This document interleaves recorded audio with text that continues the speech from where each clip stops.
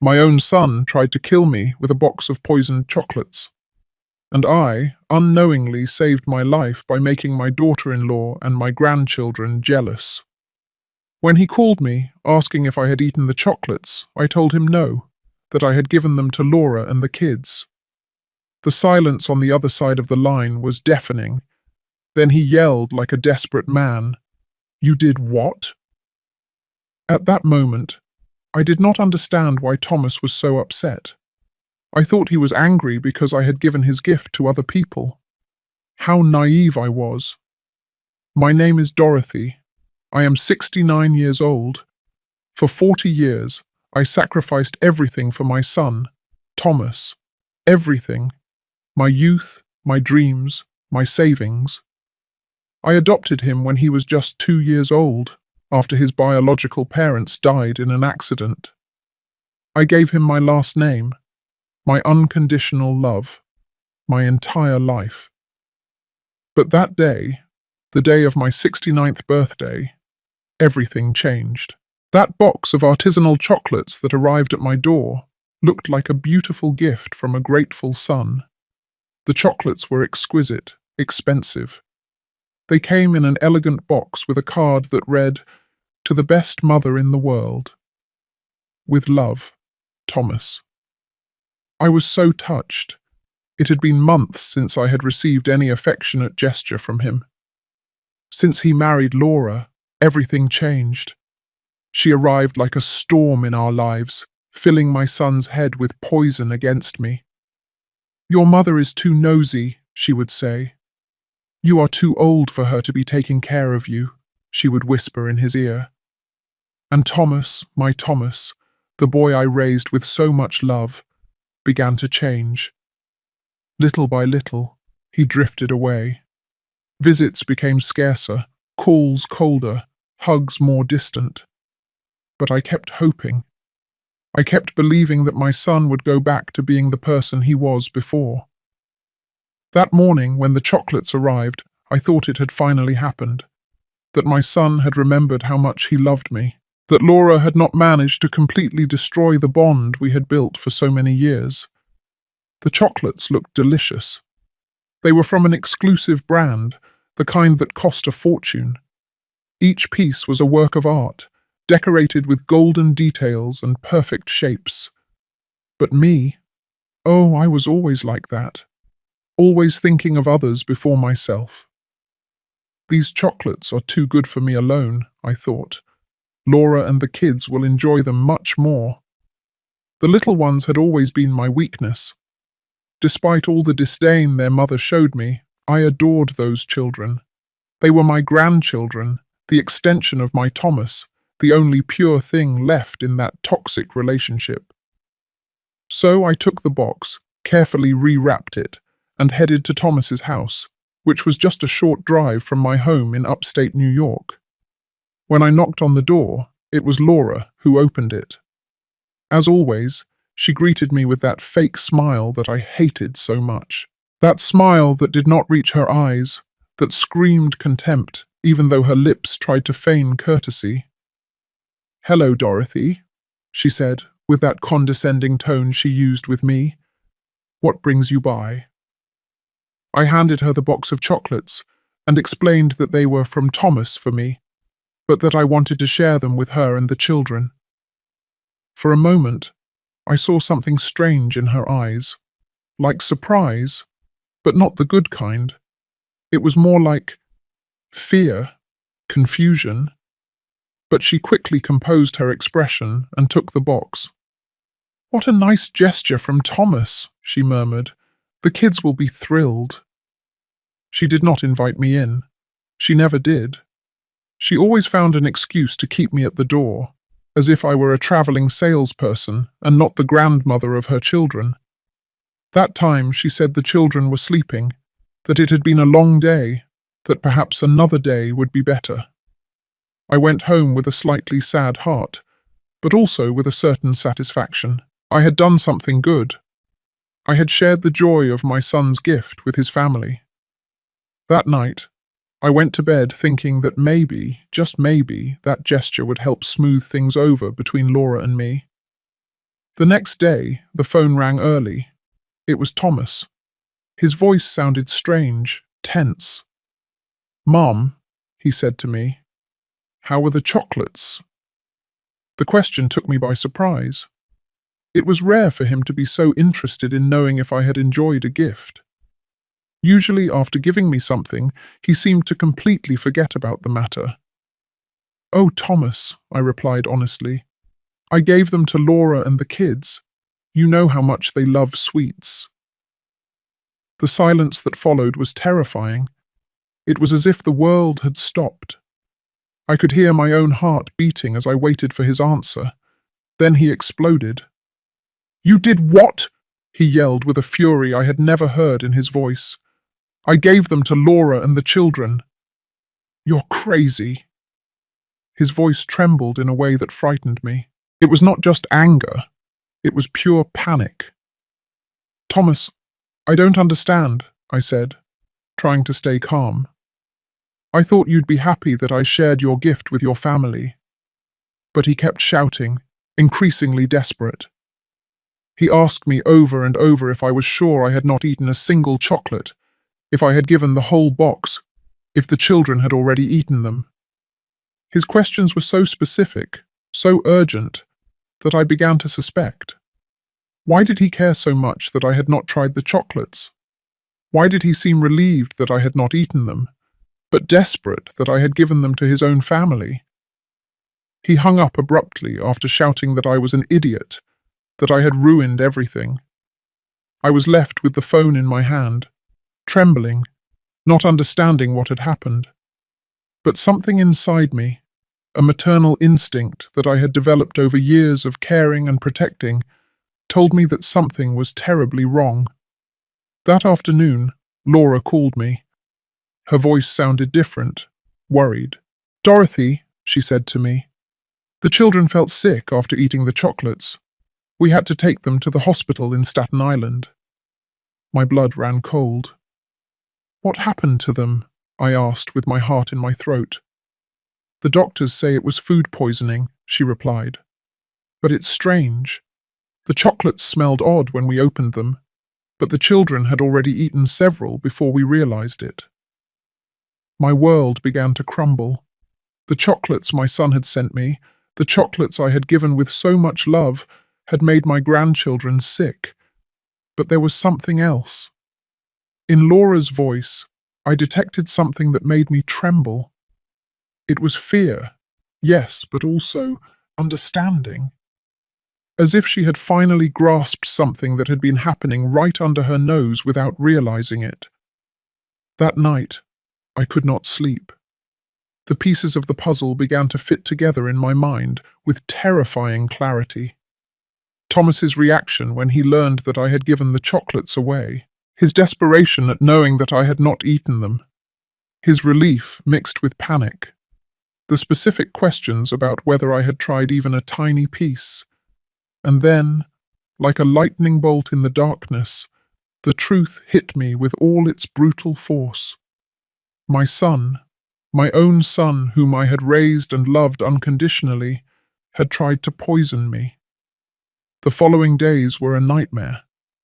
The children recovered, thank goodness, but the poison had left its mark. Laura confessed to me that the doctors had found traces of arsenic in their little bodies. Arsenic, a word I had only heard in crime movies. Now it was part of my most horrible reality. My daughter-in-law, for the first time in years, spoke to me without that mask of contempt. Her voice trembled when she told me, "Dorothy, I think those chocolates were not meant to be shared. I think they were specifically for you." Her words confirmed what my heart already knew, but my mind refused to accept. Thomas had disappeared. He did not answer the phone. He did not reply to messages. When Laura went to look for him at his job at the Manhattan accounting firm, they told her he had requested emergency time off. He had run away like the coward he was, leaving his wife and children to suffer the consequences of his devilish plan. But I knew my son. I knew where to find him. I knew that when he felt cornered, He always ran to the same place, the house of his Aunt Natalie, my younger sister. She had always had a weakness for Thomas, always justifying his mistakes, protecting him from the consequences of his actions. I drove to Natalie's house with my hands trembling on the steering wheel. 40 years of unconditional love, 40 years of sacrifices, 40 years of giving everything I had. And this was what I received in return. A son who wanted to see me dead. When I knocked on the door, Natalie opened it with a look of guilt. "Dorothy," she murmured, "I didn't know you were coming, but I had already seen Thomas's car parked on the corner." "I know he's here," I said in a voice I did not recognize as my own. Thomas appeared behind her like a ghost. His face was drawn, his eyes sunken, but what struck me the most was the expression on his face. There was no remorse. There was no guilt. There was only resentment, as if I were the culprit of this whole disaster. "Why?"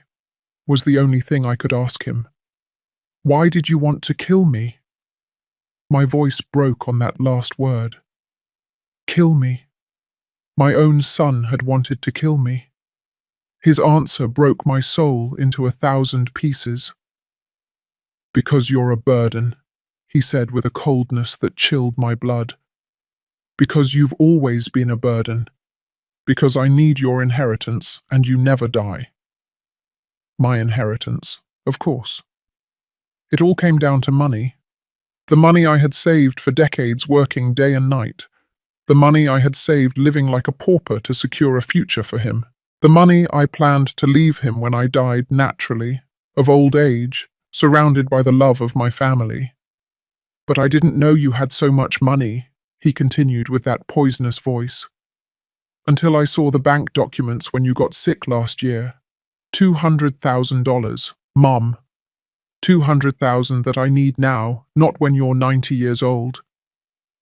$200,000 that I had earned with blood, sweat, and tears. $200,000 that represented 40 years of work, deprivations, of sleepless nights working double shifts to give him the best education, the best clothes, the best opportunities. Besides," he added, as if it were the most natural thing in the world, "you're old. What else are you going to do with your life? Why do you need so much money at your age?" His words were daggers in my heart. Every syllable was a deeper betrayal than the last. Natalie tried to intervene. "Thomas, don't talk like that," she murmured, but he silenced her with a look. "Aunt, you know I'm right. She's already lived her life. I have a family to support, children to educate, a future ahead of me." "A future built on my corpse," I replied with a bitterness I did not know I had inside. "A future bought with my death." He looked at me with contempt, as if I were the crazy one, as if I were the villain in this twisted story. "Don't be dramatic," he told me. It was going to be quick. The chocolates had enough arsenic to look like a natural heart attack. No one would have suspected anything. You would have died peacefully sleeping, and I would have inherited what was going to be mine anyway. His words revealed the depth of his betrayal. It had not been an impulse, a moment of madness. It had been a calculated, meticulous, cold plan. He had researched the poison. He had bought the most expensive chocolates to disguise the taste. He had calculated the exact dose. My death had been planned with the same dedication that I had put into planning his birthdays for so many years. "And what happened?" I asked him. "Why didn't your perfect plan work?" His face twisted into a grimace of frustration. "Because you're too stupid to eat chocolates your own son gives you," he spat at me. "Because you always have to be the martyr. You always have to give everything. You always have to be the selfless, saintly mother." The irony was suffocating. The very flaw he criticized in me, my tendency to give rather than receive, had been what saved my life. My instinct to share the gift with his children had destroyed his homicidal plan. "But the worst part," he continued with rising anger, "is that now Laura knows everything. The children were about to die because of you, because of your damn compulsion to share what does not belong to you. He blamed me. After trying to murder me, he blamed me for the poisoning of his own children. Laura had appeared in the doorway during our conversation. Her face was pale, her eyes full of tears. She had heard everything. The final confirmation that her husband had not only tried to kill his mother-in-law, but had been willing to sacrifice his own children in the process. "Thomas," she said with a broken voice, "how could you? How could you put our children in danger?" He turned to her with the same coldness he had shown me. "Because nothing was going to happen," he replied. "Because the poison was for her, not for you." "But you knew I always share everything with the children," Laura yelled. "You knew there was a chance they would eat those chocolates." Thomas shrugged as if he were talking about the weather. "It was a calculated risk," he muttered. "A calculated risk." The children I had helped raise, the children who filled my afternoons with joy when everything else had turned grey, had been a calculated risk for him in his plan to murder me. At that moment, I understood that the son I had raised, the boy I had adopted and loved as if he had come from my own body, had died a long time ago. The man in front of me was a stranger, a dangerous stranger who had been able to look me in the eye for years while planning my death. "It's over," I told him with a calm that surprised me. "Everything is over between us." He laughed, a bitter, cruel laugh. "What are you going to do, Mum? Call the police? Report your own son? You know you'll never do that. You're too weak. Too weak." For 40 years, I had been too weak to tell him no. Too weak to set limits. Too weak to see that my unconditional love had turned him into a monster. But that day, in that house, in front of the evidence of his absolute betrayal, something changed inside me. "You're right," I told him. "I've been too weak for too long, but that ends today." I turned and started walking toward the door. "Wait and see what a weak woman can do when she finally finds her strength." His screams followed me into the street. He yelled that I was an ingrate, that after everything he had done for me, I was abandoning him. Everything he had done for me. The height of cynicism. Trying to kill me was, in his twisted mind, something he had done for me.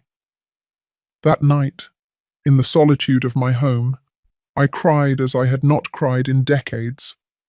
I cried for the son I had lost, for the wasted years, for the betrayed love. But above all, I cried for the woman I had been, naive, permissive, blind to the evil that was growing before my eyes. When the tears stopped, I made a decision. Thomas was right about one thing.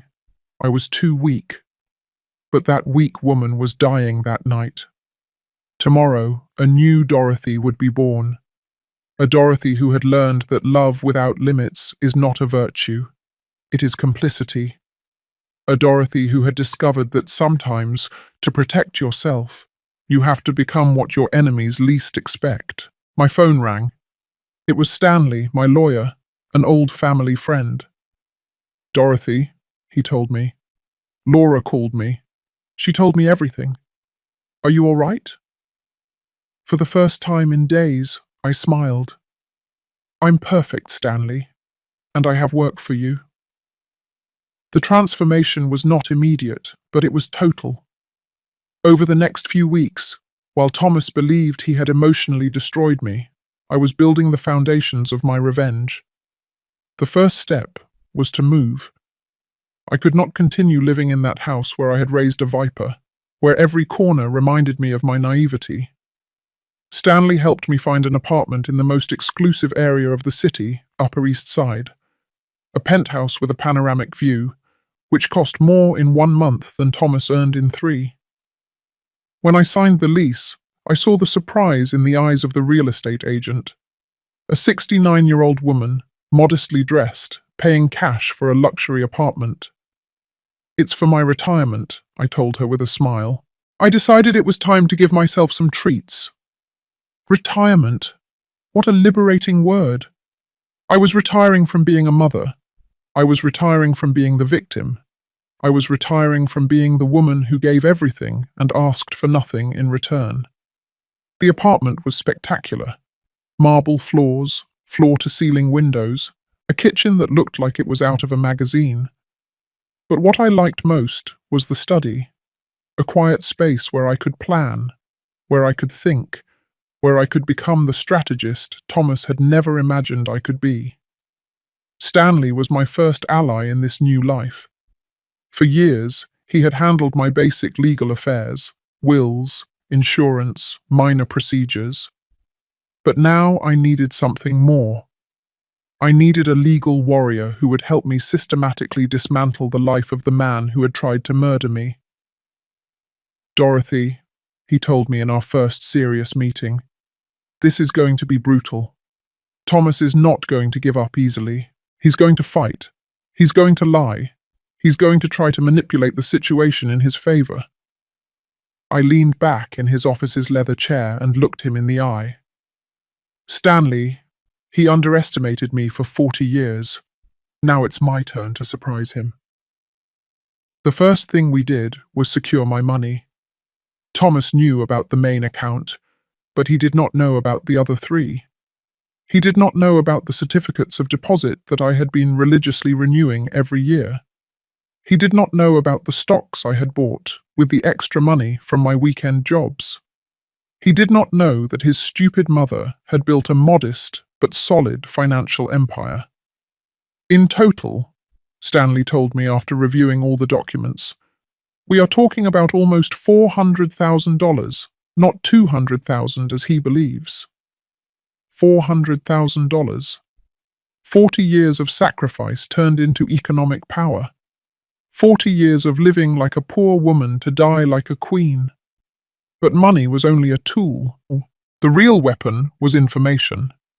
Stanley hired a private investigator, a former police officer named Robert, who specialized in family cases. What we discovered in the following weeks left me speechless. Thomas had not only planned my death for the inheritance, he had debts that I was unaware of. Gambling debts, debts with loan sharks, debts that had turned my death into an urgent necessity for him. My son was not just a frustrated murderer. He was a bankrupt gambler who had bet his family's future at my expense. Here is the evidence, Robert said, handing me a folder full of photographs, documents, bank records. Your son owes more than $50,000 to very dangerous people, people who do not accept excuses. The photographs showed him in Atlantic City casinos, in clandestine betting houses in Queens, in nighttime meetings with threatening-looking men. He had mortgaged the house where he lived with Laura without telling her anything. He had pawned his wife's car. He had emptied the children's savings accounts to pay interest. My son was not only a murderer, he was a thief who had stolen his own family's future. Laura doesn't know anything about this, Robert continued. He has been lying to her for months. He tells her he has problems at work, that payments are late, that they need to economize. But the truth is that he is using the house money to gamble. The information was devastating, but it was also perfect. Thomas had built his own prison with his lies and addictions. I just had to push the bars so that everything would collapse. Meanwhile, he thought he had defeated me. 3 weeks had passed since our confrontation at Natalie's house, and I had given no sign of life. I had not called him. I had not shown up at his house. I had not made any drama. In his narcissistic mind, this confirmed his theory. I was too weak to face him. But I was working. Every day, from my new apartment, I coordinated the next moves with Stanley. Every night, I reviewed Robert's reports, learning more about the monster my son had become. Every dawn, I planned the next step of my meticulous revenge. The first phase was psychological. I needed Thomas to feel like he was in control, that he had won. I needed him to become complacent, to lower his guard. That's why I had not given any sign of life. That's why I had let him believe that I was hiding in some corner, crying and feeling defeated. Stanley had explained the legal process to me. We have evidence of the attempted poisoning, he told me, the children's medical analysis, Laura's testimony, the recordings you made of his confessions. Yes, I had recorded our entire conversation at Natalie's house, a small device Robert had given me, hidden in my purse. But, Stanley continued, a criminal process is going to be long and complicated. There will be media coverage. There will be public scandal. Are you prepared for that? I was more than prepared. After 40 years in the shadows, I was ready to come out into the light and show the world who Thomas really was. Besides, he added with a smile, we have evidence of fraud, embezzlement, and financial manipulation. We can destroy him economically before the criminal process even begins. Economically? The word sounded delicious. Thomas had tried to kill me for money. Now he was going to lose all his money for trying to kill me. During those weeks of silence, I also worked on myself. I hired Yolanda, a personal stylist who completely transformed my image. Goodbye to old, conservative clothes. Goodbye to grey, unkempt hair. Goodbye to the hunched posture of the defeated woman. When Yolanda finished with me, I did not recognize myself in the mirror. My hair was dyed an elegant brown, cut in a modern style that took 10 years off me. My clothes were sophisticated but not ostentatious, quality suits, designer shoes, discreet but expensive accessories. Dorothy, Yolanda told me, admiring her work, you look like a woman of power. A woman of power? I liked the sound of that. For 40 years, I had been a woman of service, a woman of sacrifice, a woman of shadows. Now it was time to be a woman of power. The last element of my transformation was the most important. My attitude. I hired a personal coach, a psychologist specializing in female empowerment. Dorothy, she told me in our first session, you have to stop seeing yourself as a victim. You are a survivor. You are a warrior. The sessions were revealing. For decades, I had confused love with submission, kindness with permissiveness, motherhood with total self-denial. I had raised a monster because I had been afraid of being a bad mother if I set limits. True love, the psychologist explained to me, includes consequences. If there are no consequences for bad actions, there is no love. There is complicity. Complicity. For 40 years, I had been an accomplice in my son's transformation into a sociopath. But no more. The new Dorothy was not an accomplice to anyone. The new Dorothy was a force of nature that was about to unleash upon Thomas's world like a devastating hurricane. One night, exactly 1 month after our confrontation, I decided it was time to make my first public appearance. I carefully chose the location, the most exclusive art gallery in the city, where a private collection of contemporary paintings was being exhibited. I dressed in a black designer suit, high heels that made me look taller and more imposing, and jewelry I had bought that very afternoon. When I arrived at the gallery in a luxury taxi, the society photographers turned to look at me. They did not recognize me, but they instinctively knew I was someone important. I walked through the gallery with a glass of champagne in my hand, admiring the artwork, conversing with collectors and critics. For the first time in decades, I felt in my element. Elegant, sophisticated, powerful. And then I saw him.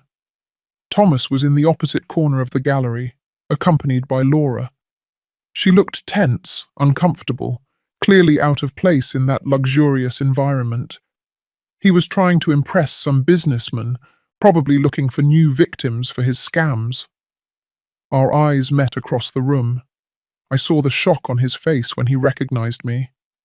The defeated woman he had left crying a month ago had been replaced by this sophisticated and mysterious version of his mother. I approached slowly, savoring every step. When I reached him, I smiled at him with a poisonous sweetness. "Hello, Thomas," I said to him in a voice that dripped power.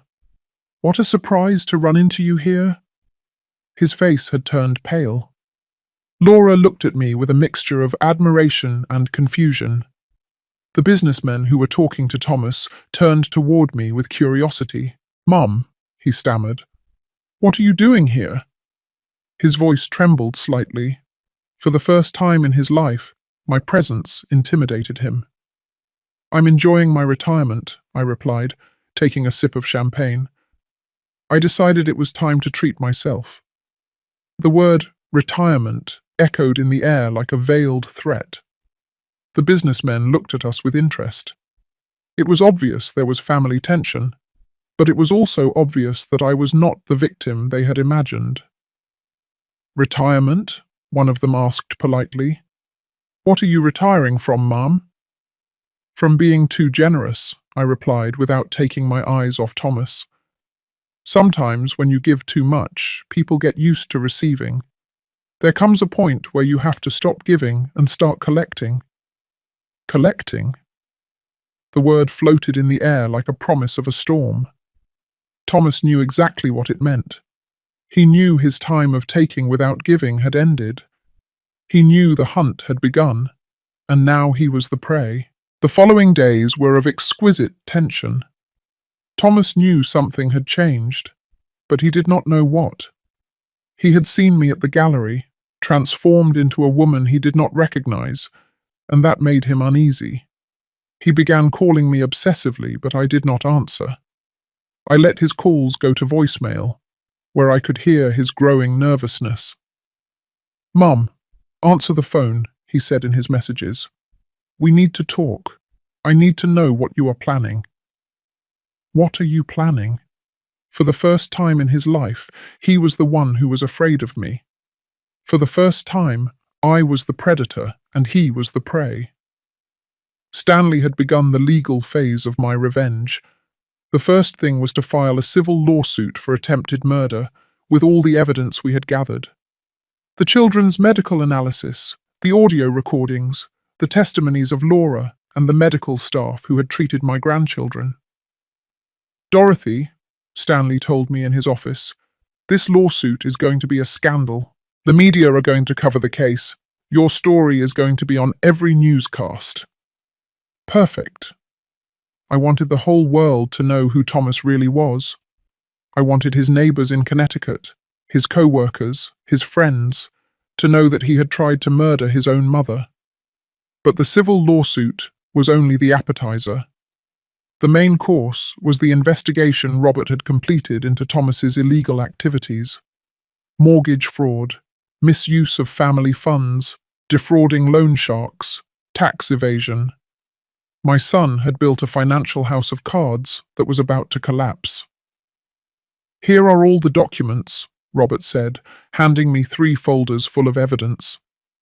"Your son has been stealing from his own family for months. Laura can sue him for marital fraud and recover everything he stole." Marital fraud. The words sounded delicious. I decided it was time to have a conversation with Laura. Despite all our past problems, she was also a victim of Thomas. She had also been deceived, manipulated, stolen from, and most importantly, she was the mother of my grandchildren, the children who had been about to die because of their father. I invited her to lunch at the most elegant restaurant in the city. When she arrived, I saw the surprise in her eyes at seeing my new version. I was no longer the modest, resigned mother-in-law she had known for years. I was a woman of power who had decided to take control of her destiny. "Laura," I said to her after we ordered our turkey clubs, "we need to talk." She nodded nervously. She knew something big was coming. "I know everything about Thomas's debts. I know about the gambling, about the loan sharks, about the mortgage he put on your house without your knowledge." Her face fell apart. How do you know that? She murmured.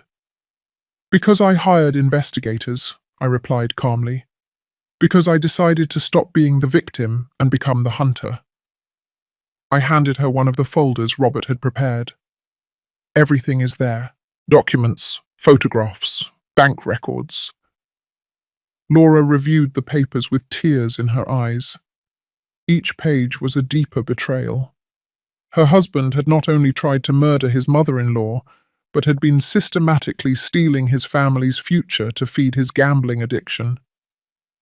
Dorothy, she said to me with a broken voice, I didn't know any of this. He told me there were problems at work, that we needed to economize. I never imagined that he was... Her voice was lost in sobs. That he was destroying our lives. Laura, I said, taking her hand, you are not to blame for anything. Thomas deceived both of us, but now we have the opportunity to get justice. I explained my plan. She could file a lawsuit for marital fraud, recover the house, protect the children's future. I would help her with the legal expenses. But, I added firmly, I need you to testify against Thomas. I need you to tell the whole truth about the chocolates, about his confession, about everything you have seen. She did not hesitate for a second. Of course, she told me. It is the least I can do after everything that has happened. While we were eating our mashed potatoes, Thomas arrived at the restaurant. It was no coincidence. He had been following her, worried about this meeting between his wife and his mother. When he saw us together, sharing documents, his face transformed into a mask of panic. He approached our table with agitated steps. What are you doing? He asked in a tense voice. What are you talking about? His desperation was palpable. He knew his world of lies was collapsing. We are talking about you, I replied with a cold smile.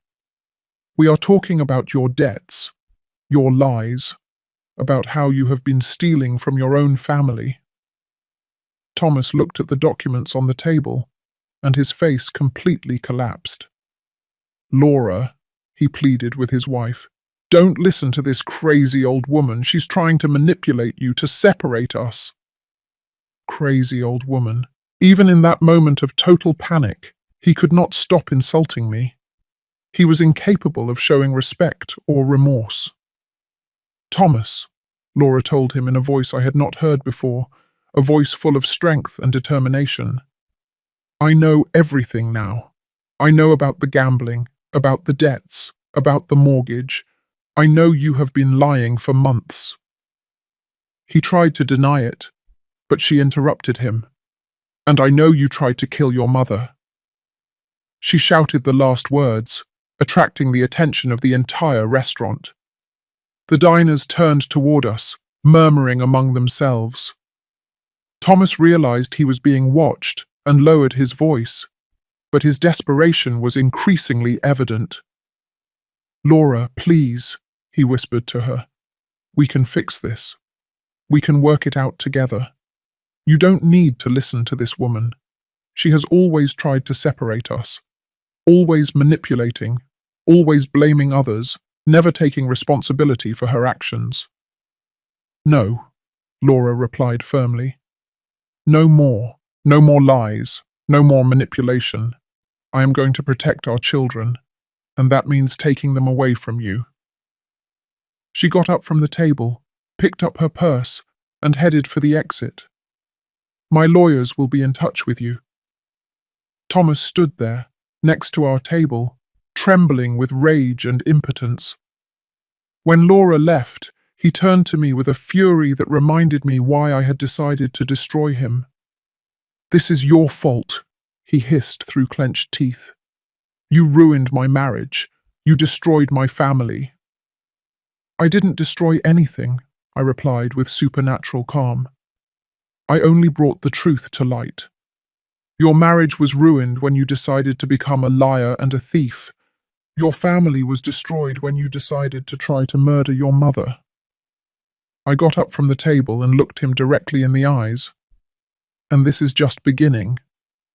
His threats followed me into the street. "You're going to regret this," he yelled as I walked toward my taxi. "You're going to pay for destroying my life." Destroying his life. He had tried to destroy mine literally, and now he complained because I was defending myself. That night, Stanley called me with news. "Dorothy, the lawsuit is already in process. The media have started calling. They want interviews. They want your side of the story." It was exactly what I had expected. "Schedule the interviews," I told him. "It's time for the world to know the truth." The first interview was with the most watched news program in the city, Channel 5 News. I arrived at the studio impeccably dressed, with the confidence of a woman who had found her power. The journalist received me with curiosity and compassion. "Miss Dorothy," she said to me in front of the cameras, "tell us your story. How did you discover that your son had tried to poison you?" I told her everything. The chocolates, Thomas's reaction, the children's poisoning, his cold and calculated confession. I spoke calmly without dramatizing, letting the facts speak for themselves. "How does a mother feel when she discovers that her son wants to kill her?" the journalist asked me. "She feels free," I replied. "She feels free from an illusion she had maintained for 40 years. She feels free to stop protecting someone who never protected her." The interview went viral. Within hours, my story was on all social media. The comments were overwhelmingly supportive. Hundreds of women wrote to me, telling me their own stories of ungrateful children, toxic families, unrequited love. But the most satisfying part was the comments about Thomas. His co-workers began to recognize him as the son who had tried to murder his mother. His neighbors began to look at him with contempt. His friends began to distance themselves from him. The scandal followed him everywhere. When he went to the supermarket, people pointed and whispered. When he arrived at work, his colleagues avoided him. When he left his house, he felt the judgmental looks of the entire neighborhood. But I knew this was only the beginning. Public humiliation was satisfying, but true justice was yet to come.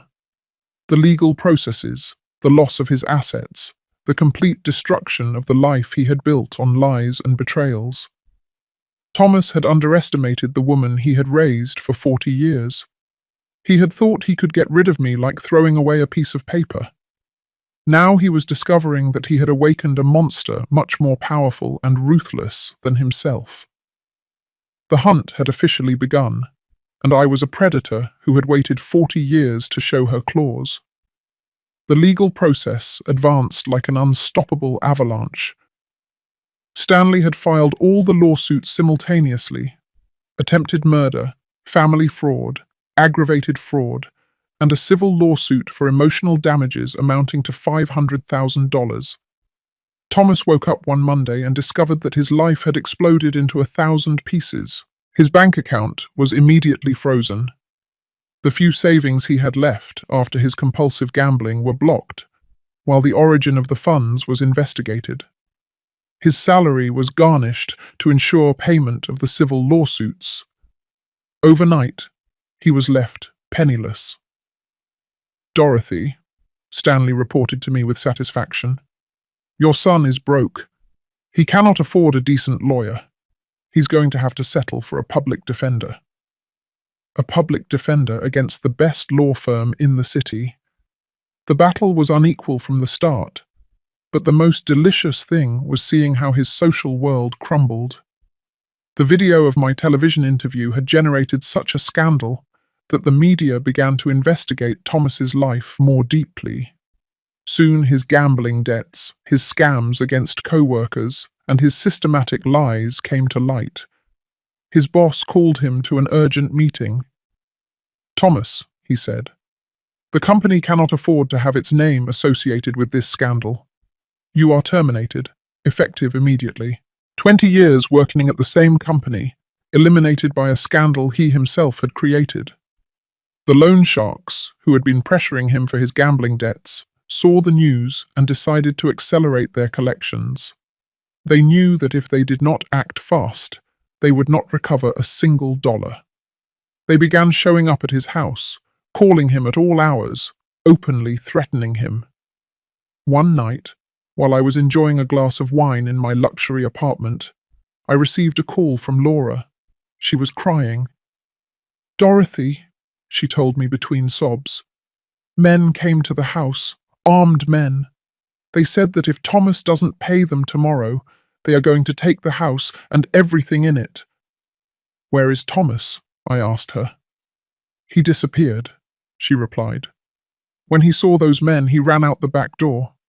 He left me alone with the children to face those criminals. Cowardly until the end. When things got tough, he abandoned his family to save his own skin." "Laura," I told her firmly, "take the children and go to your mother's house tonight. Tomorrow morning, we are going to fix this." The time had come to show my next hand. The next morning, I arrived at Thomas's house, accompanied by Stanley and 2 bodyguards I had hired. The loan sharks were there, inspecting the property, calculating what they could take to cover the debt. When they saw me arrive, they approached with curiosity. "Ma'am," the leader of the group, a burly man with scars on his hands, said to me, "Are you related to Thomas?" "I am his mother," I replied with the same calm I would use to talk about the weather. "And I have a proposal." I pulled a signed check from my purse. "This is the exact amount my son owes you," I told them. $530,000. Take it and forget about him forever." The men looked at the check in surprise. They did not expect an elegant woman to show up with $500,000 in cash. "Why would you do this for him?" the leader asked me. "I am not doing it for him," I replied. "I am doing it for my daughter-in-law and my grandchildren. They are not to blame for living with a gambler." The man took the check, examined it carefully, and finally nodded. "Deal. Your son is debt-free with us." When they left, Laura came out of the house with tears in her eyes. "Dorothy," she said, "I cannot accept that you pay Thomas's debts." "I'm not paying them for him," I explained. "I'm paying them for you all, and it's not for free." I handed her a document that Stanley had prepared. "It's a property transfer," I explained. "The house is now in your name. Thomas no longer has a legal right to it. And this," I handed her another paper, "is a loan agreement. You owe me $530,000, but you can pay it in small installments over the next 20 years. It was a perfect agreement. Laura was protected, the children had a safe home, and Thomas lost his last economic resource. When he finally showed up, he would discover that he no longer owned anything. That afternoon, Thomas finally deigned to call me. His voice sounded desperate, broken. "Mom," he pleaded, "I need your help. The loan sharks are going to kill me if I don't pay them. I need money. I need you to forgive me.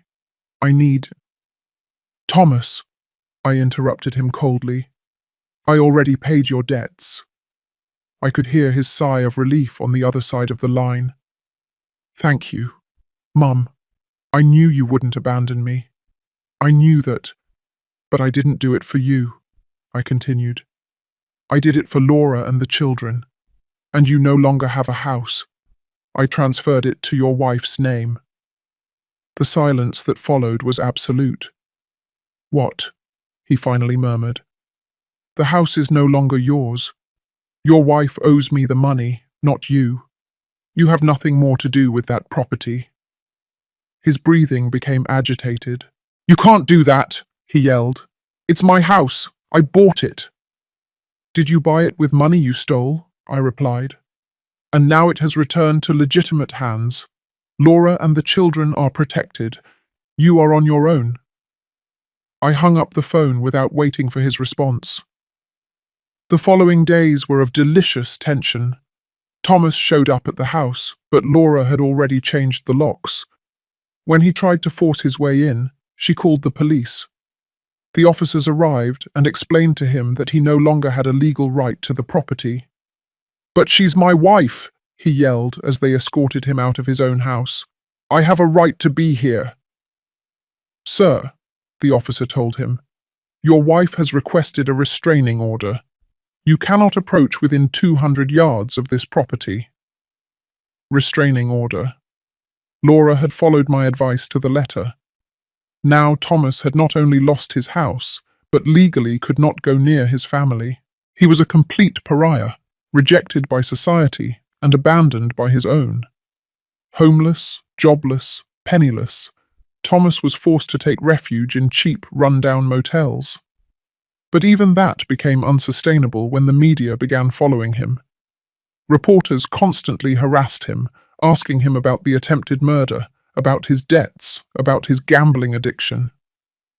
One night, desperate and humiliated, he decided to do something he considered intelligent, but which turned out to be the final nail in his destruction. He created a social media profile and began live streaming, trying to tell his side of the story. "My mother is crazy," he said in front of his phone camera from a dirty motel room. "She is making all this up because she wants attention. I never tried to poison anyone. The chocolates were normal. She is manipulating my whole family against me." But the internet does not forgive. Users began bombarding him with specific questions he could not answer. "Why was there arsenic in the chocolates?" they asked. "Why did your children get poisoned?" they insisted. "Where is the proof that your mother is lying?" His broadcast went viral, but not in the way he expected. It went viral as an example of pathological narcissism, as the live confession of a man who could not accept responsibility for his actions. The comments were brutal, ruthless, merciless. "This guy really thinks we're stupid," someone wrote. "His own wife is reporting him, and he says it's all a lie," added another. "Typical psychopath, always blaming others," commented a third. But what really sealed his fate was when someone asked him directly, "If you are innocent, why don't you sue your mother for defamation?" Thomas was speechless. He could not sue me because he knew I had all the evidence. He could not deny the attempted poisoning because the evidence was irrefutable. His silence at that question was interpreted by everyone as an admission of guilt. The broadcast ended abruptly when he began receiving death threats live. He had tried to manipulate public opinion and had achieved exactly the opposite. The next day, clips of his broadcast were on every newscast. Behavioral analysts dissected him as a case study of malignant narcissism.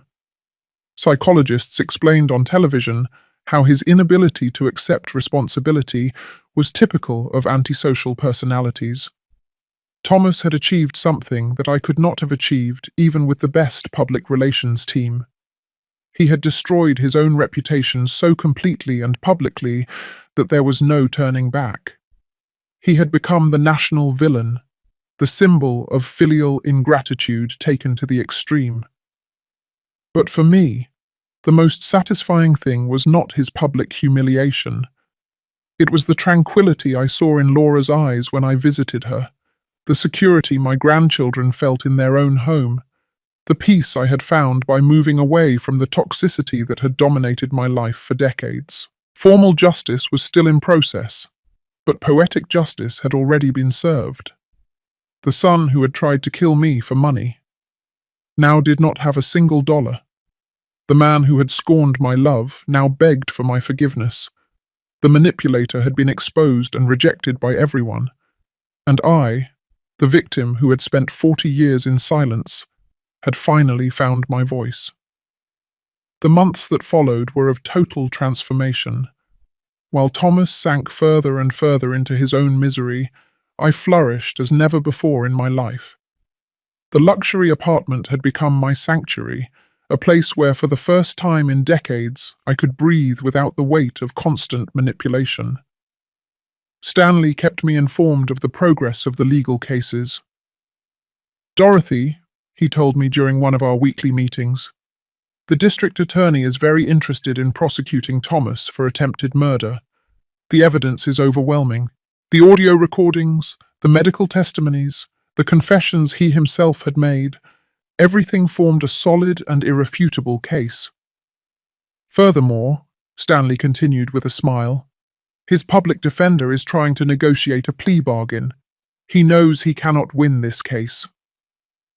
A plea of guilty would mean Thomas would have to publicly admit, in front of a judge, that he had tried to murder his own mother. But what truly filled me with satisfaction was seeing how Laura had flourished after breaking free from the toxicity of her marriage. Without the constant lies, without the financial stress, without the emotional manipulation, she had returned to being the strong woman I had glimpsed years ago. "Dorothy," she told me during one of our weekly lunches, "for the first time in years, I feel free. The children are happy, safe. They sleep peacefully for the first time in months. Seeing my grandchildren recover their innocence, seeing their sincere smiles, was worth more than any revenge I could plan." One afternoon, while enjoying a coffee on my apartment terrace, I received an unexpected call. It was Natalie, my sister. Her voice sounded embarrassed, guilty. "Dorothy," she told me, "I need to talk to you. I need to apologize."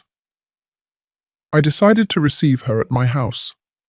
When she arrived, the difference between us was abysmal. I looked elegant, serene, empowered. She looked consumed by guilt and shame. "Dorothy," she began with tears in her eyes, "I knew Thomas had problems, but I never imagined he was capable of trying to kill you." "Natalie," I replied with a calm that surprised me, "you always knew there was something wrong with him. You always justified him. You always protected him from the consequences of his actions." She nodded, unable to deny the truth. "I know I was an accomplice to his behavior. I know I failed you as a sister. What hurts me the most," she continued, "is that when he came to ask me for refuge after trying to poison you, I welcomed him into my house. I protected him, knowing what he had done." Her tears were genuine. Her repentance seemed real, but the damage was already done. "Natalie," I told her without cruelty, but with firmness, "for 40 years, you chose to protect a monster instead of protecting your sister. I cannot simply forget that because you feel guilty now." She left my house crying, but I felt at peace. I had set clear limits. I had expressed my truth without aggression, but without concessions. The criminal trial began 6 months after the attempted poisoning. The media covered every detail, every testimony, every piece of evidence presented. I testified with a serenity that impressed even the most experienced reporters. "Ms. Dorothy," the prosecutor asked me, "how did you feel when you discovered that your son had planned your death?" "I felt liberated," I replied, looking directly at Thomas in the dock. "Liberated from 40 years of manipulation, from 40 years of giving unconditional love to someone incapable of reciprocating it."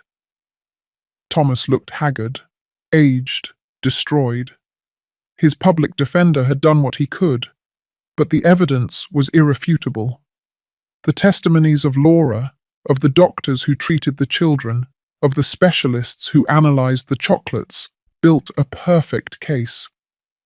When it came time for his testimony, Thomas attempted one last manipulation. "I loved my mother," he declared with false tears.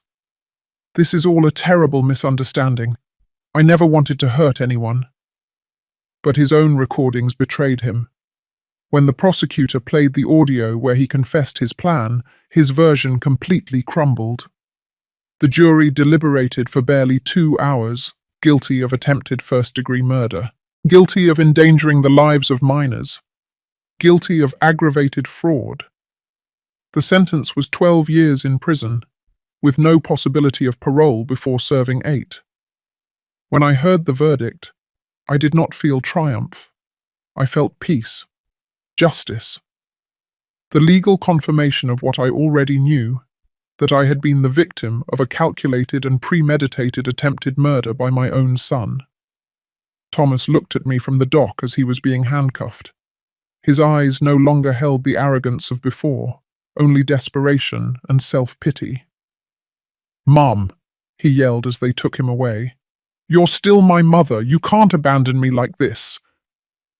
But I remained motionless, serene, watching him move away toward his inevitable destiny. The civil cases were quickly resolved after the criminal conviction. The lawsuit for emotional damages resulted in a compensation of $300,000, which Thomas, of course, could not pay from prison. But the symbolism was important. The legal system had officially recognized the harm he had caused me. Laura obtained a divorce and full custody of the children. Thomas lost all his parental rights after being found guilty of endangering their lives. My grandchildren were finally legally protected from their father's toxic influence. One afternoon, while organizing my new legal documents, I found a letter I had written but never sent years ago. It was a letter of thanks to Thomas for being the best son in the world. I read it and could not help but laugh bitterly. How blind I had been. How naive. How completely disconnected from reality. I decided to write a new letter, but this time for myself. "Dear Dorothy," I wrote, "for 40 years, you confused love with complicity. You confused kindness with permissiveness. You confused sacrifice with virtue.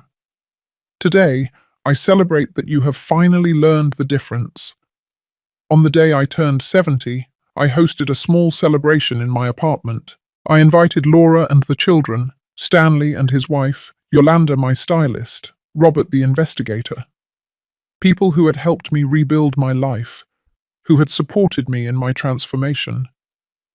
When I blew out the candles on my cake, I made a silent wish that no woman would have to wait until her 70s to find her strength, to set limits, to defend herself from those who abused her love. That night, alone in my apartment, I reflected on the journey I had undertaken, from silent victim to empowered woman, from selfless mother to a person who valued herself, from a woman who gave everything without receiving anything, to a woman who had learned that self-love is not selfishness, it is survival. Thomas had wanted to kill me to steal my money, but he had achieved something completely opposite. He had awakened a woman I did not know existed within me. A woman strong, intelligent, capable of fighting for what belonged to her. Formal justice had been served, but the real victory was personal. I had recovered my dignity, my autonomy, my right to live without fear or manipulation. 2 years after the sentencing, my life had found a balance I never thought possible. The emotional wounds had healed, not with forgetting, but with wisdom. I had learned that healing does not mean forgetting, but integrating the pain into a new, stronger version of yourself. My daily routine was a testament to my newfound freedom. I woke up without the weight of the anxiety I had carried for decades. I had scrambled eggs and bacon for breakfast while reading the financial news, because I had decided to learn to manage my investments personally. Stanley had introduced me to Oscar, an ethical financial consultant who taught me that money could be a tool for empowerment, not just for survival. "Dorothy," Oscar told me during one of our sessions, "you have enough capital to live comfortably for the rest of your life and leave a considerable inheritance." Inheritance, the word that had motivated the attempted murder, now had a completely different meaning for me. I had decided to create a trust for my grandchildren, administered by Laura until they turned 25. I also established a foundation to help older women victims of family abuse. My traumatic experience had turned into social purpose. The children visited my apartment every weekend. Seeing their little faces light up when they arrived was the most powerful medicine for any residual sadness. "Grandma Dorothy," little Anne would say to me. Why doesn't Dad live with us anymore? These were difficult questions that Laura and I had learned to answer with age-appropriate honesty. Dad made choices that hurt a lot of people, Laura would explain. Sometimes, when someone hurts others, they have to go to a special place to learn how to behave better. The children accepted these explanations with the natural resilience of childhood, but I knew they would eventually need more details. One afternoon, while playing with my grandchildren in the Central Park near my apartment, I saw an older woman sitting alone on a bench. She looked sad, lost, with that expression that I knew too well. I approached and started a conversation. "I'm Yolanda," she told me. Not Yolanda the stylist, but another woman who coincidentally had the same name. "I live with my son and his wife, but I feel invisible. They treat me like a burden." Her story resonated deeply with me. It was like seeing my past reflected in another person. I told her my experience, without dramatic details, but with the honesty of someone who had traveled through the same darkness. "Yolanda," I told her, "you do not have to accept being treated as a burden. You have rights, you have value, you have options." That conversation became the germ of something bigger.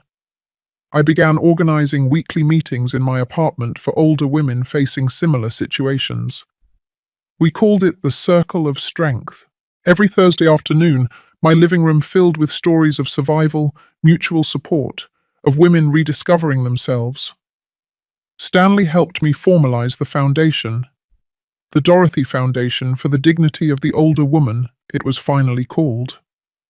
Our first project was a temporary shelter for elderly women victims of family abuse.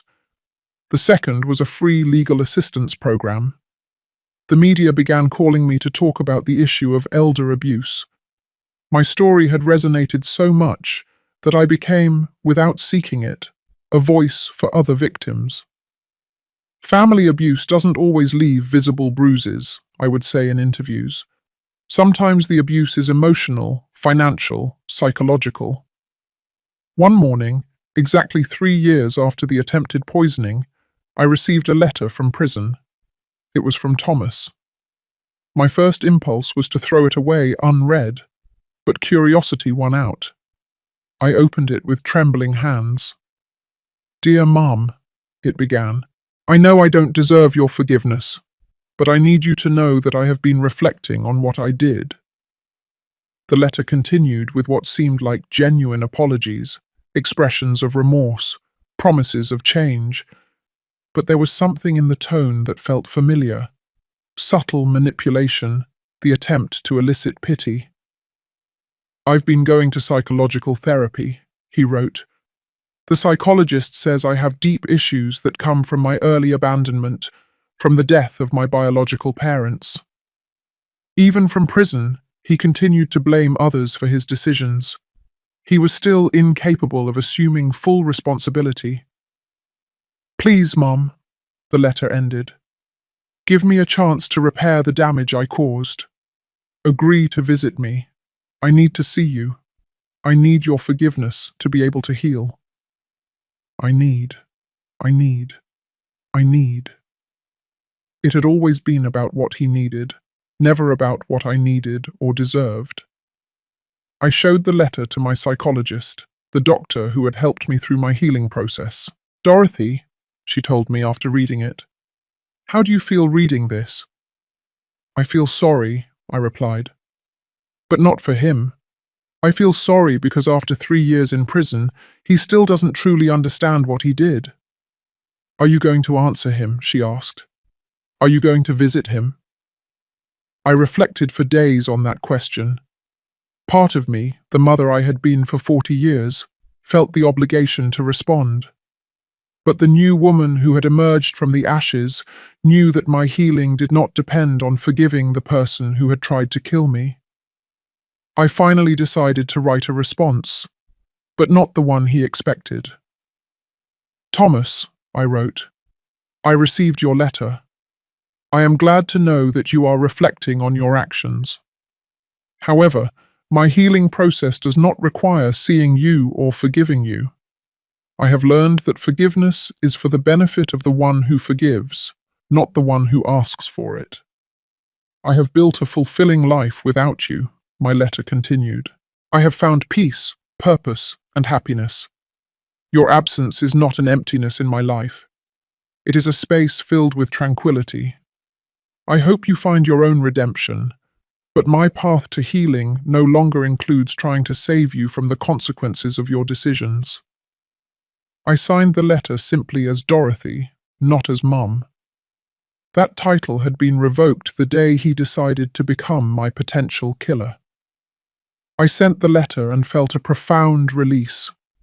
I had definitively closed the last chapter of that toxic relationship. Laura had also rebuilt her life. She had started studying psychology, inspired by our experience. I want to help other families identify signs of manipulation before it's too late, she told me. Her transformation from silent victim to active advocate was inspiring. The children were growing up healthy and safe. They occasionally asked about their father, but without the anguish they had shown during the years of family toxicity. Emotional stability had replaced the constant chaos that had marked their early years. One afternoon, while reviewing the Foundation's reports, I realized something extraordinary. In 2 years, we had helped more than 200 older women escape abusive situations. Some had recovered properties stolen by manipulative children. Others had found the courage to report abuse. All had rediscovered their dignity. My personal story of survival had become a beacon of hope for other women. The attempted murder that had sought to silence me forever had ended up amplifying my voice beyond what I had ever imagined. That night, as I gazed at the city from my terrace, I reflected on the perfect irony of my situation. Thomas had wanted to kill me to steal my inheritance, but he had managed for me to build a much more valuable legacy, a foundation that would last beyond my death, helping generations of women find their strength. The woman I had been for 70 years had symbolically died on the day of the poisoned chocolates. The woman who had been born from those ashes was stronger, wiser, more complete. I had learned that sometimes, to find the light, you have to go through the deepest darkness. My revenge had been complete, but not because of Thomas's destruction, but because of my own reconstruction. The best revenge had turned out to be living fully, without fear, without guilt, without the shadow of manipulation darkening my days. 5 years after the sentencing, my life had reached a fullness I never thought possible. The foundation had grown exponentially, with offices in 3 states and a team of 20 dedicated professionals. We had helped more than 500 women regain their dignity and autonomy. One morning, Stanley called me with unexpected news. "Dorothy," he told me with a grave voice, "Thomas is applying for parole. He has served 5 years of his sentence, and his lawyer argues good behavior." My heart momentarily sped up, but the anxiety lasted only seconds. I was no longer the vulnerable woman I had been. "What does that mean for us?" I asked calmly. "It means there will be a hearing," Stanley explained.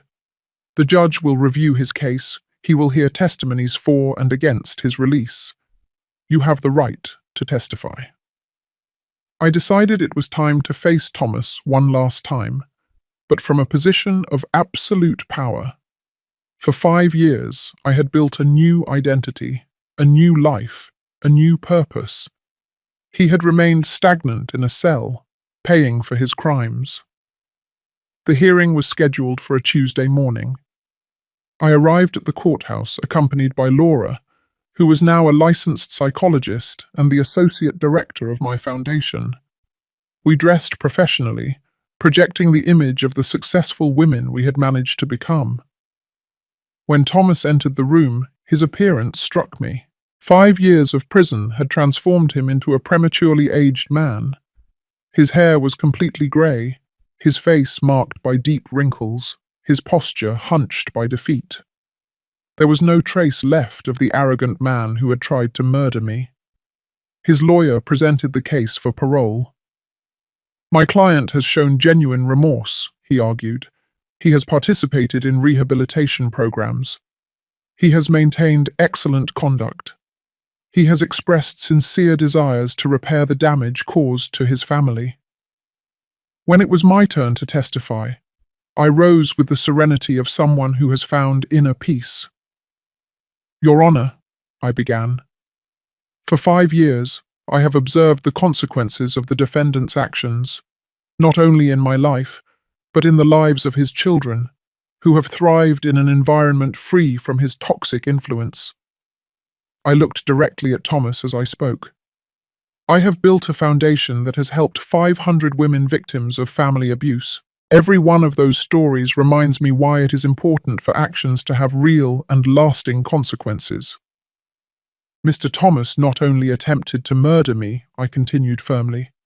He endangered the lives of his own children. He stole from his family. He lied systematically for years. His early release would send a dangerous message that repentance after being caught can erase the severity of trying to murder your own mother. The judge listened intently, taking notes. When Thomas had the opportunity to speak, he addressed me directly.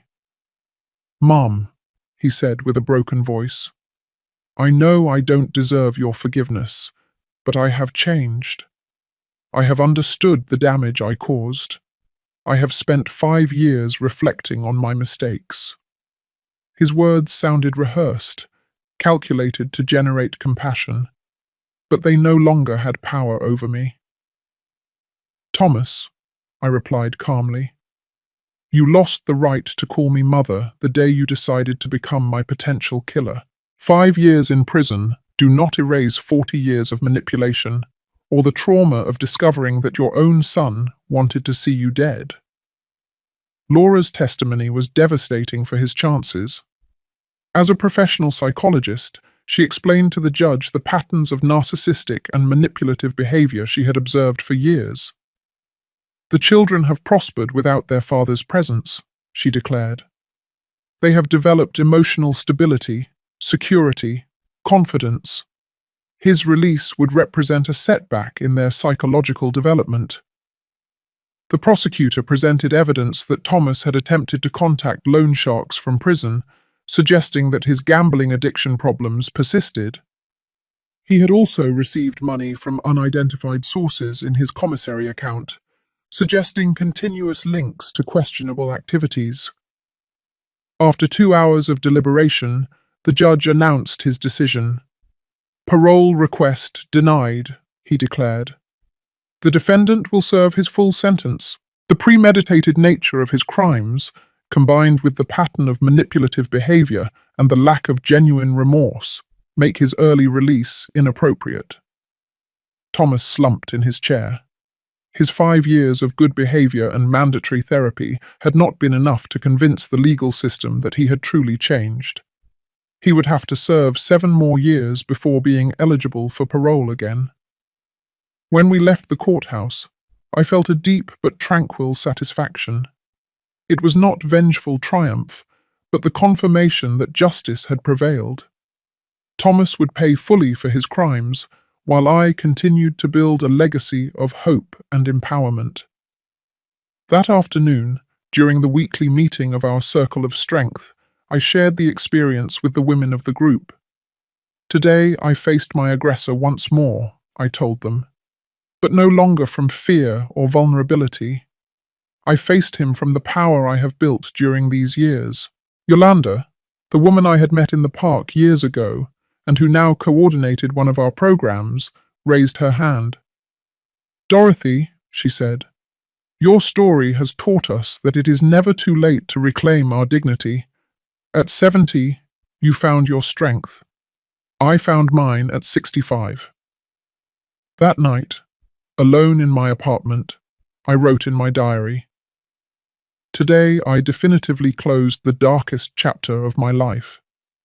Thomas will remain in prison 7 more years, but I no longer live in the emotional prison he built for me. I am free. I am powerful. I am whole. Looking out the window at the illuminated city, I reflected on the path traveled, from silent victim to advocate for other victims, from invisible woman to recognized community leader, from selfless mother to a woman who had learned that self-love is not selfishness, it is survival.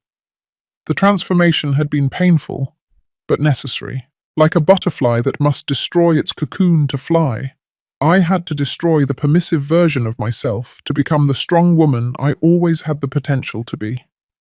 Tomorrow, I would continue my work at the foundation. I would continue helping other women find their voice. I would continue building a legacy that transcended personal revenge. Because I had learned that the best response to an attempt at destruction is not reciprocal destruction, but the construction of something beautiful and lasting. Thomas had wanted to eliminate me to steal my monetary inheritance. He had achieved exactly the opposite. He had awakened a much more valuable inheritance in the form of strength, wisdom, and purpose that I now shared with hundreds of women. Justice does not always come fast, but when it comes, it is complete and definitive. 10 years had passed since the day that changed my destiny forever. Now, at 79, I contemplated my life with a deep satisfaction I never thought possible. The Dorothy Foundation had grown to become a recognized national institution, with shelters in 8 cities and a legal assistance program that had helped more than 2,000 women. My grandchildren, now teenagers, visited every weekend. Anne was 16 and had decided to study law, inspired by our family history. "Grandma," she told me during one of our conversations, "I want to be like you. I want to defend people who cannot defend themselves." Her younger brother, Charles, who was 14, showed an extraordinary emotional maturity for his age. Laura had become a nationally recognized psychologist, specializing in family trauma and elder abuse. We had written a book together titled "It's Never Too Late: Finding Your Strength After 70, which had become a bestseller and been translated into several languages. One spring morning, while reviewing correspondence in my foundation office, I received a call that transported me to the past. It was the warden of the prison where Thomas was serving his sentence. "Ms. Dorothy," he told me with a grave voice, "I have to inform you that your son passed away last night." The news impacted me, but not as I had expected. I did not feel maternal pain or devastating loss. I felt a strange mixture of sadness for what could have been, and relief for the definitive closing of that chapter. "What happened?" I asked with professional calm. "It was a sudden heart attack," the warden explained. "The doctors say he had developed severe heart problems, probably related to stress and depression. He died sleeping, without pain." The irony was absolute. He had planned my death by heart attack with poisoned chocolates, and he had finally died of a real heart attack. "He left a letter addressed to you," the warden continued. "He wishes for us to send it to you." After a moment of reflection, I agreed to receive it. I needed to know his last words, not out of nostalgia, but to completely close this cycle of my life.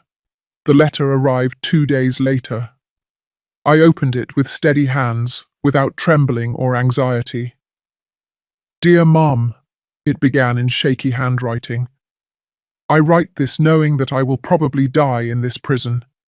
For 10 years, I have reflected on what I did, on the monster I became. I understand now that there is no possible forgiveness for trying to murder the woman who gave me everything," it continued. "I do not seek your compassion or your absolution. I just want you to know that my last conscious thought was of genuine regret for having failed you so profoundly. I have followed your work with the foundation from here," he wrote. "The other inmates show me newspaper articles about your achievements. It fills me with a strange mixture of pride and shame. Pride because you are extraordinary. Shame because I almost destroyed someone so valuable. The letter ended with words that surprised me with their apparent sincerity. I die knowing that the world is a better place because you survived and prospered. I hope my death brings you the final peace you deserve. With love and eternal remorse, Thomas.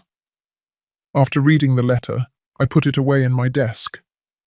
I did not feel the need to cry or to forgive posthumously. I simply felt that a very long and painful book had finally reached its last page. The funeral was a small, private ceremony. Laura, the children, Stanley, and I attended. There were no emotional or nostalgic speeches. It was a sober farewell to someone who had chosen the path of destruction and had paid the full consequences. Anne, with the wisdom of her 16 years, approached me after the service. "Grandma," she said, "are you sad?" "I am at peace," I replied. "Sometimes the deepest sadness is for what never was, not for what was lost." That night, in the solitude of my apartment, I wrote the final entry about Thomas in my diary. Today I buried the son I adopted 47 years ago, but the son I truly loved died 10 years ago, the day he decided to become my killer. Today I only buried the remains of that decision. The following months were of extraordinary productivity, without the looming shadow of Thomas, without the possibility of future legal hearings or confrontations. I dedicated myself completely to expanding the work of the Foundation. We established a university scholarship program for older women who wanted to resume their studies after escaping abusive situations. We also created a research center on elder abuse, directed by Laura. Our studies began to influence national public policies for the protection of older people. My personal experience had become a catalyst for broad social change. On my 80th birthday, we organized a benefit gala for the Foundation. The event brought together politicians, businessmen, academics, and, most importantly, hundreds of women whose lives had been transformed by our programs. During my speech that night, I reflected on the central lesson of my experience. I have learned that kindness without limits is not virtue, it is self-neglect. I have learned that unconditional love must include self-love. I have learned that sometimes, to save yourself, you have to be willing to disappoint those who expect you to sacrifice yourself endlessly. My story began as a tragedy, I continued, the attempted murder by my own son. But it turned into a story of rebirth, of discovery, of purpose. Because I chose not to remain in the role of the victim, but to transform my pain into power to help others. When I finished my speech, the 2,000 people present stood up in an ovation that lasted 5 minutes. But what moved me the most were the tears in the eyes of Anne and Charles, my grandchildren, who looked at me with an admiration that had been earned through example and resilience. That night, back home, I sat on my terrace to contemplate the city. 10 years ago, I had been a 70-year-old woman, vulnerable, manipulated, almost murdered. Now I was an 80-year-old woman, powerful, respected, with a legacy that would last generations. The most perfect revenge had turned out to be the construction of an extraordinary life. Thomas had wanted to eliminate me to steal my money, but he had managed to awaken my true potential. He had wanted to silence me forever, but he had amplified my voice until it became a chorus of empowered women. I wrote in my diary that night, I do not regret adopting him. I only regret not having understood sooner that kindness should never be practiced at the cost of self-destruction. My son wanted to kill me, but instead of destroying me, he freed me to become who I was always meant to be. The story had ended, but the legacy was just beginning. Every woman who found her strength through our programs was a victory over the mentality that had created Thomas. Every limit set, every firm no uttered, Every act of self-love was a silent revolution against the culture that teaches women to give everything without receiving anything. It had taken me 70 years to find my power, but I had used every day of the last 10 to ensure that other women would not have to wait so long. That was my true inheritance. Not money, but wisdom. Not property, but purpose. Not revenge, but victory through transformation. The circle had closed perfectly, and I was at peace.